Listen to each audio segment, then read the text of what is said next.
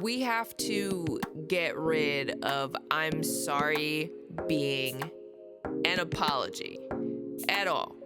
Just saying you're sorry no longer cuts it anymore today. We have to do better. And I'm going to get into that. But first, let me welcome you to the Amaculent Mindset, the most imperfectly perfect place on the internet, because that's what it means to be immaculate, to be perfectly imperfect. As always, I'm Allie A. Mac McGuire. I am a retired platinum mix engineer, professional burnout, and motivational artist and speaker.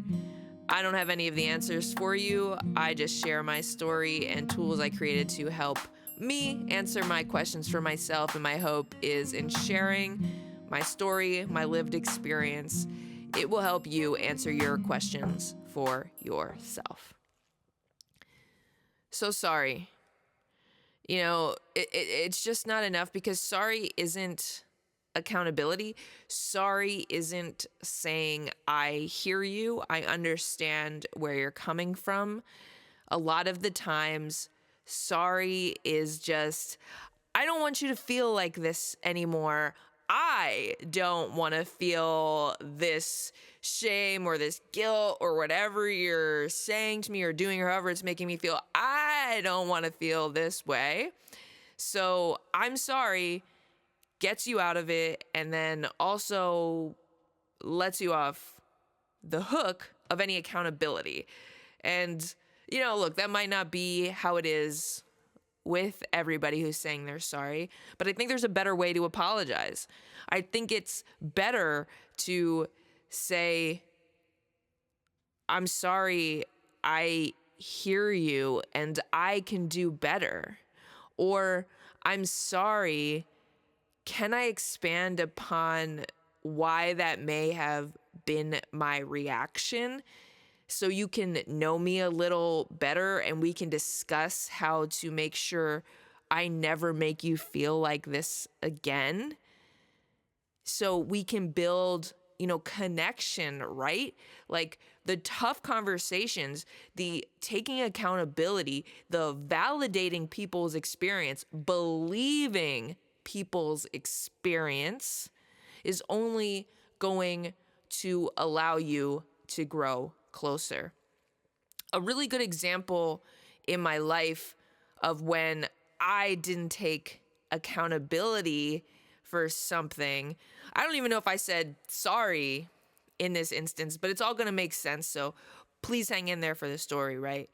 So there was one time I was having some challenges with a friend of mine, and she didn't talk to me about what was going on with her. And we hadn't talked for a while, and eventually we get together. So, when things build up, right, when people are avoiding things, it can be like a tougher, more explosive conversation, especially with where I was in my life at the time. Anyway, in this conversation, she said to me, "You're hard to talk to." And I was defensive, and I was like, I'm not hard to talk to. I want to talk to you. And also, I'm so tired of people not being able to talk to me. I don't understand what this is about. You're not giving me the opportunities to talk to you. But that's not a good response, because I'm not validating that person's experience with me. So yeah, I didn't even get to I'm sorry, at the very least in that conversation, right? Now, I'm at a different place in my life, and my hope would be that I would react differently now, but I'm human. But let's talk about how that could have been handled differently. She tells me, "You're hard to talk to, Allie." And instead of just being defensive, I say, "Okay, I hear you. I validate that, and I can do better. What can I do to help you be able to talk to me?" And that's not like me even saying or admitting that I'm hard to talk to. Not that there's a problem with me admitting that I'm hard to talk to, right? But what I'm doing is allowing them to express how they feel. Because what I learned from it was it's not that I'm hard to talk to. It's that it was hard for that person to talk to me. And that doesn't mean that I don't have any role in why it's hard for them to talk to me, but it does also have a lot to do with them. By me taking accountability and saying, okay, I hear you. I'm hard to talk to. Let's talk about why.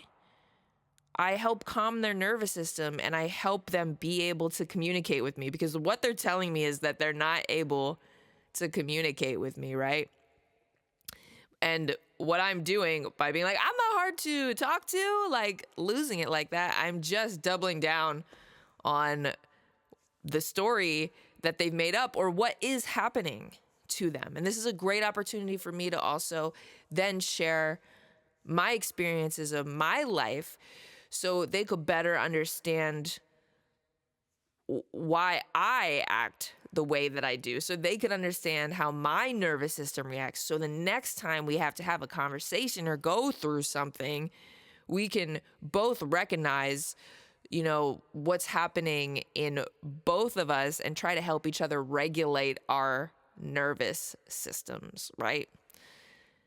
So that's one example. Another example is I was having a conversation with my friend. It's funny, both of these things I'm telling you happened when I was on walks with them.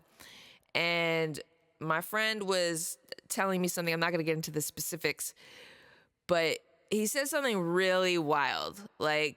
And I turned around, I looked at him and I said, you are minimizing this experience, and it's an experience that you actually didn't ever have, but I have had this experience, and what you're saying is not cool. And I was heated. It was a ridiculous thing to say. And so we keep walking, and he puts all this space between us. I didn't ask for space. I mean, and he's allowed to take his space, I'm not saying, but I was like, yo, come up here. What are you doing? And he's like, I'm sorry. I'm so sorry. Please don't be mad. I didn't mean it. And I was like, listen, it's okay. It's not okay you said that. I told you it's not okay I said that. I am upset. But you know what? You can sit in this with me, right? You should sit in this uncomfortableness with me so you can actually learn from this situation, because you're just telling me that you're sorry so we can move on from this and you don't have to feel bad anymore. You don't have to deal with my feelings and now your feelings as well, right? So, talking to people, actually apologizing, being able to sit with them in how you've made them upset and feel how you've made them upset and say, I can sit here and be in this because there's something to learn in here. There's some way for me to grow. There's a way for me to help you feel more comfortable around me, whether it's about me, whether it's about you. It's obviously about both of us and our communication with each other because we've had such different experiences in life. So when we're having these apologies, when we're taking this accountability, it's not just so that there's no heated conversation. We're humans. We're going to get upset. I don't know that there's another way I could have reacted. I mean, of course, there's another way I could react. There's always more reasons or more ways that you can react, right? But in that moment, to get across my point, you've got to be kidding me that this is what you're saying to me right now. You're out here, you're just making up these stories to make to make excuses for yourself anyway. So, I had to let that be known. It was still a safe place though. I said, hey, we're friends. I'm upset, but this is a safe space for you to sit in this uncomfortableness with me. And it's probably a good practice because if, we really care about each other, then this is the stuff that we have to go through, because that's what real friendship is. That's what real relationships are. It's not just easy and okay, and I can have these hard conversations if everything is exactly the way that I need it to be so I can come out looking good at the end of it. We are all going to hurt and harm people throughout our lives with our words and our actions.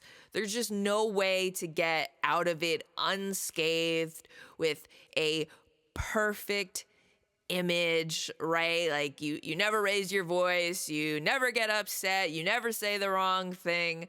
But imagine if we could build the capacity with each other, we could have so many conversations that we could be having these hard conversations and someone can get upset, they can have these emotions. And if you feel uncomfortable with it, you could sit in the uncomfortableness, right? Imagine if you're able to sit in the uncomfortableness of how you made another person feel. You're taking accountability for it and say, I can sit in this with you so I can learn from it. And also so you could feel like a safe space to be your messy human self. And they could do the same back for you. Imagine being in tough situations and you don't even actually have to leave the room to have the space you need. Of course, you might still need to leave the room, but imagine somebody that's secure enough to sit there and wait for you to come back, or to say, hey, I need to come back to this tomorrow. And you say, no problem, whenever you're ready. And you get to sit in that discomfort for an entire day, but you're capable of it because you want to make this person feel safe. You want to take accountability for where they're at and help them and help yourself, right? Instead of just being defensive, instead of trying to be perfect. Like, if we could have these conversations with each other, we could let each other be, human. That's a lot better than I'm sorry. Not this, I'm sorry, it'll never happen again. There's nothing wrong with saying it'll never happen again, right? But name it. Name this specific thing. I will do my best to be better. And because you can't even say this will never happen again. It might, because you're a human. I am going to do better. And here are the actions that I can take. What would make you feel safe? Hey, let me talk to you about my life. It's really, not that hard. And I feel like we are in a space in society where we don't allow for this, right? And we don't believe people,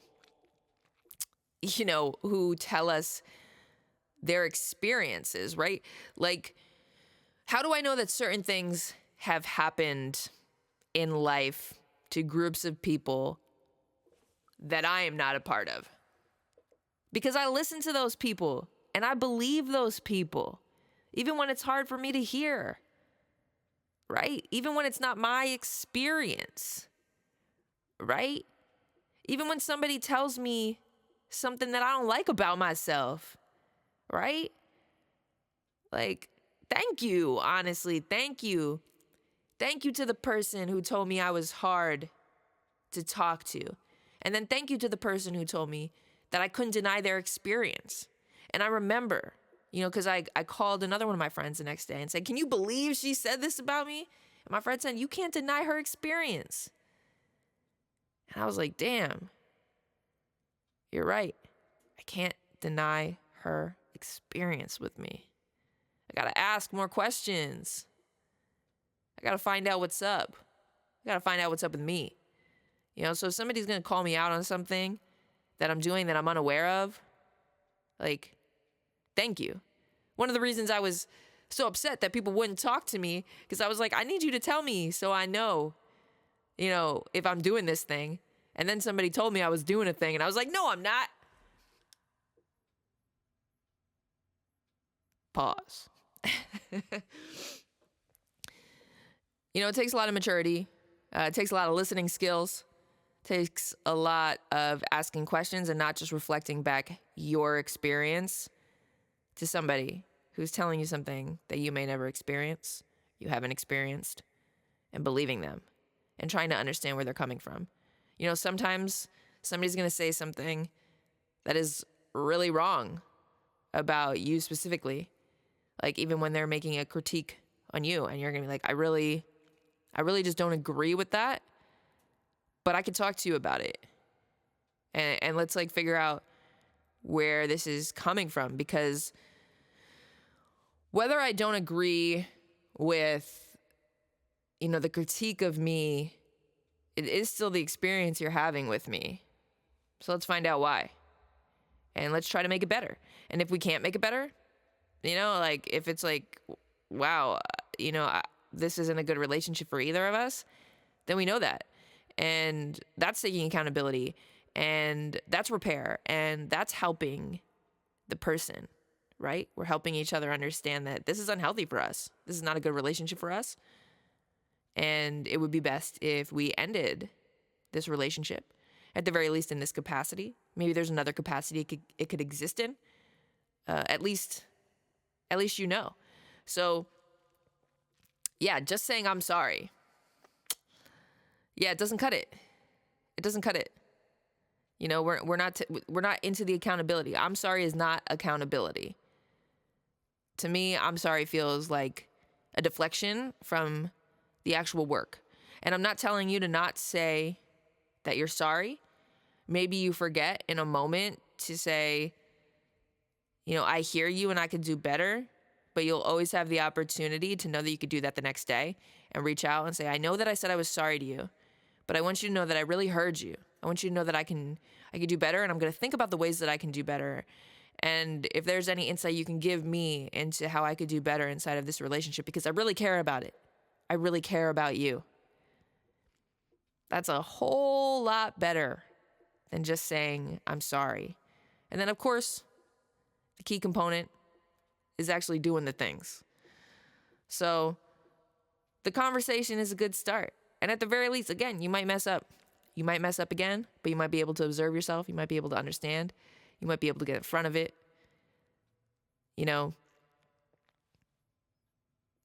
It's just better that I'm sorry. So thank you for being here on the Amaculent Mindset, the most imperfectly perfect place on the internet. I am Allie A. McGuire, and this has been why saying sorry doesn't cut it anymore.